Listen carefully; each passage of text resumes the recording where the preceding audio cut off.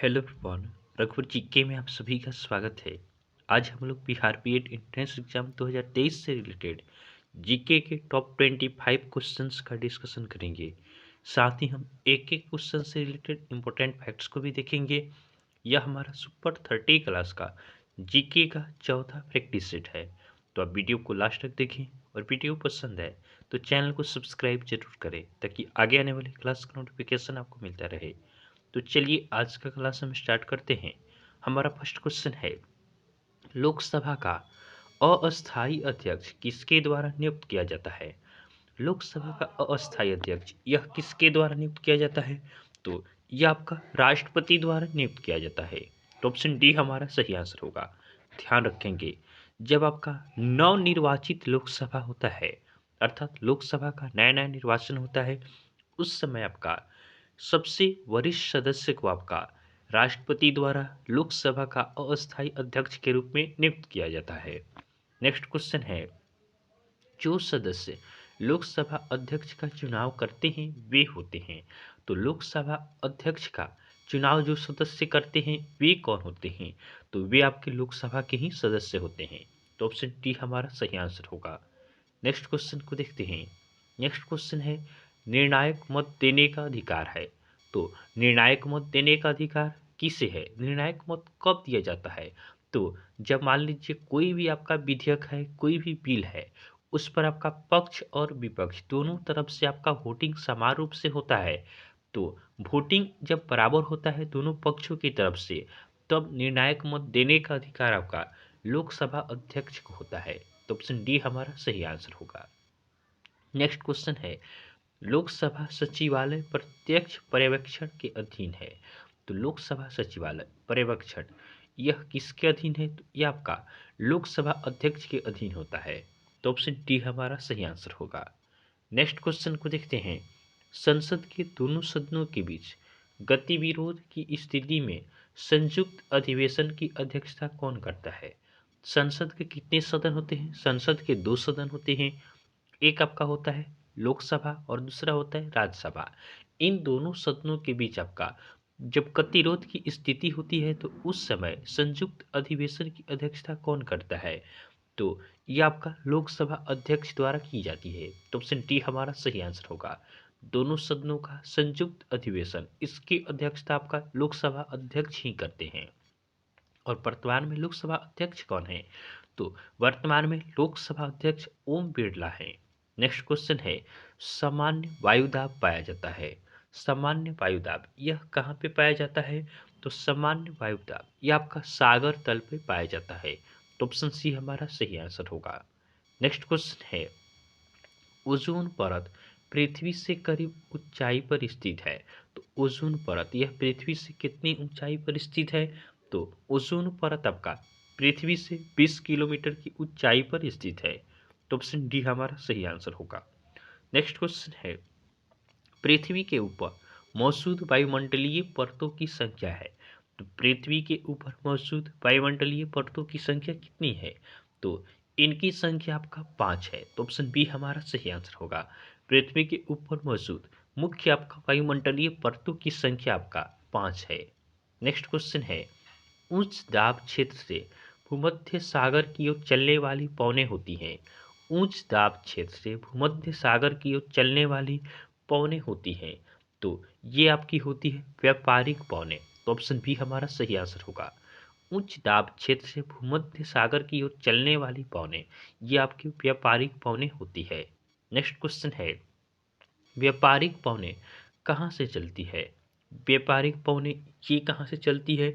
तो ये आपके उपोष्ण उच्च दाब से चलती है। ऊपर ही हमने देखा है कि उच्च दाब से भूमध्य सागर की ओर चलने वाली पवनों को क्या कहते हैं?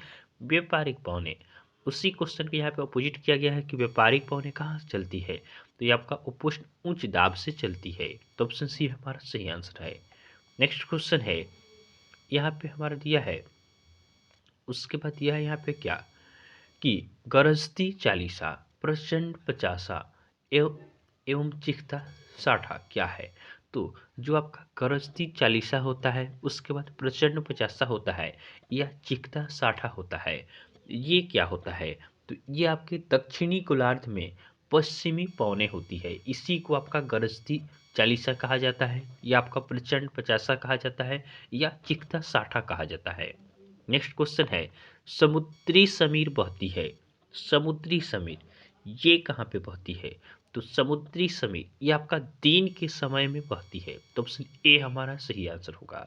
नेक्स्ट क्वेश्चन है, 1942 ईस्वी के आंदोलन में राजेंद्र प्रसाद को किस जेल में कैद रखा गया था? 1942 के आंदोलन में डॉक्टर राजेंद्र प्रसाद इन्हें किस जेल में कैद किया गया था? तो इन्हें आपका बांकीपुर जेल में आपका कैद किया गया था। तो ऑप्शन ए हमारा सही आंसर हो जाएगा। नेक्स्ट क्वेश्चन है, जयप्रकाश नारायण किस पार्टी से जुड़े थे? जयप्रकाश नारायण ये आपके सोशलिस्ट पार्टी से संबंधित थे। तो ऑप्शन सी हमारा सही आंसर होगा। नेक्स्ट क्वेश्चन को देखते हैं। अगला प्रश्न है, भारत छोड़ो आंदोलन कब प्रारंभ हुआ? भारत छोड़ो आंदोलन ये कब प्रारंभ होता है? तो ये आपका 9 अगस्त 1942 को प्रारंभ होता है। ऑप्शन ए हमारा सही आंसर होगा। नेक्स्ट क्वेश्चन है, 1946 में बनी अंतरिम सरकार में राजेंद्र प्रसाद के पास कौन सा विभाग था? 1946 में जो आपका अंतरिम सरकार बना था, इसमें आपका राजेंद्र प्रसाद के पास कौन सा विभाग था? तो डॉक्टर राजेंद्र प्रसाद इनके पास आपका खाद्य व कृषि का विभाग था। तो ऑप्शन सी हमारा सही आंसर होगा। नेक्स्ट क्वेश्चन है, वर्ष 1939 में कांग्रेस को छोड़ने के पश्चात सुभाष चंद्र बोस ने किस दल की स्थापना की? जब आपका 1939 में सुभाष चंद्र बोस कांग्रेस को छोड़ देते हैं, उसके बाद इन्होंने किस दल की गठन किया? तो इन्होंने आपका फॉरवर्ड ब्लॉक की स्थापना की। तो ऑप्शन डी हमारा सही आंसर होगा। नेक्स्ट क्वेश्चन है, निम्नलिखित में से सदिश राशि है। तो सदिश राशि किसे कहते हैं? तो सदिश राशि उससे कहा जाता है जिसके पास मैग्नीट्यूड और डायरेक्शन दोनों होते हैं, उसको हम क्या कहते हैं? सदिश राशि कहते हैं। तो ऑप्शन ए में बेग है। बेग क्या है? बेग के पास आपका मैग्नीट्यूड भी होता है और डायरेक्शन भी होता है। तो बेग आपका क्या है? सदिश राशि अर्थात वेक्टर क्वांटिटी है। तो ऑप्शन ए हमारा सही आंसर हो जाएगा।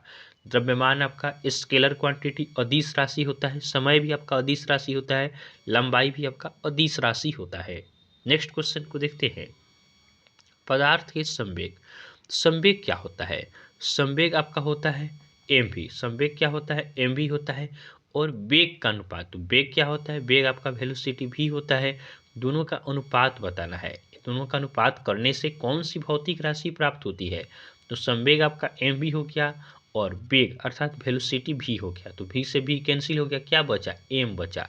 एम मीन्स क्या हुआ? मास अर्थात द्रव्यमान बचा। क्या मिलता है हमें? दोनों का अनुपात करने पर द्रव्यमान मिलता है।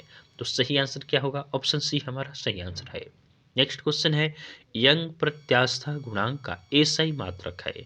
यंग प्रत्यास्था गुणांक इसका एसआई मात्रक क्या होता है? तो यंग प्रत्यास्था गुणांक इसका एसआई मात्रक होता है न्यूटन पर मीटर स्क्वायर। क्या होता है? न्यूटन पर मीटर स्क्वायर होता है। तो ऑप्शन सी हमारा सही आंसर है। नेक्स्ट क्वेश्चन है, मानव रक्त के पीएच का अनुमानित मान क्या है? तो मानव रक्त का पीएच मान ये आपका 7.4 होता है। कितना होता है? 7.4 होता है। ध्यान रखेंगे, जो आपका पीएच परास होता है अर्थात पीएच का रेंज कितना से कितना होता है? पीएच का रेंज आपका 0 से 14 होता है। इसमें ध्यान रखेंगे 0 से 7 के बीच वाले जितने भी पीएच मान वाले बिलियन हैं, ये आपके क्या होते हैं? अम्लीय होते हैं। क्या होते हैं? अम्लीय होते हैं।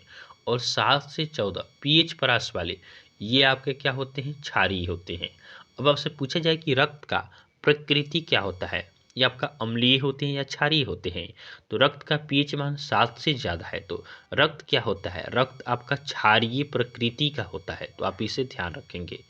नेक्स्ट क्वेश्चन है, निम्नलिखित में से कौन सा प्रबल विद्युत अपघटन है? निम्नलिखित में से कौन सा आपका प्रबल विद्युत अपघटन है? तो इस प्रश्न का सही उत्तर होगा ऑप्शन ए हाइड्रोक्लोरिक एसिड। यह आपका प्रबल विद्युत अपघटक होता है। हाइड्रोक्लोरिक एसिड इसका फॉर्मूला क्या होता है? HCl होता है। नेक्स्ट क्वेश्चन है, स्मोक किसका संयोजन है?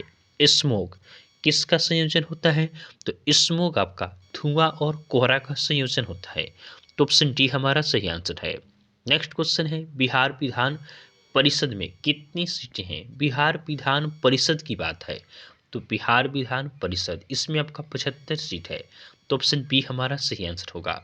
वही हम बात करें बिहार विधानसभा, किसकी बात करें, बिहार विधानसभा, तो विधानसभा में आपका 243 सीटें हैं। उसके बाद बात करें लोकसभा की, तो बिहार लोकसभा में आपका 40 सीटें हैं। उसके बाद बात करें बिहार राज्यसभा, तो बिहार की राज्यसभा में बिहार से कितने सदस्य चुने जाते हैं, तो ये आपके 16 सदस्य चुने जाते हैं। तो बिहार विधान परिषद के 75, विधानसभा में आपका 243, उसके बाद लोकसभा से बिहार में जाते हैं आपके 40 सदस्य जाते हैं लोकसभा में। उसके बाद राज्यसभा के लिए बिहार से निर्वाचित होते हैं आपका 16 सदस्य। नेक्स्ट क्वेश्चन को देखते हैं। आज का हमारा लास्ट क्वेश्चन है, बिहार का राजभाषा क्या है, तो बिहार का राजभाषा आपका हिंदी है, तो ऑप्शन ए हमारा सही आंसर होगा।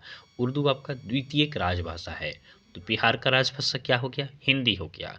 तो इस तरह हमने बिहार बीएड एंट्रेंस एग्जाम 2023 से रिलेटेड जीके के टॉप 25 क्वेश्चंस का डिस्कशन किया है।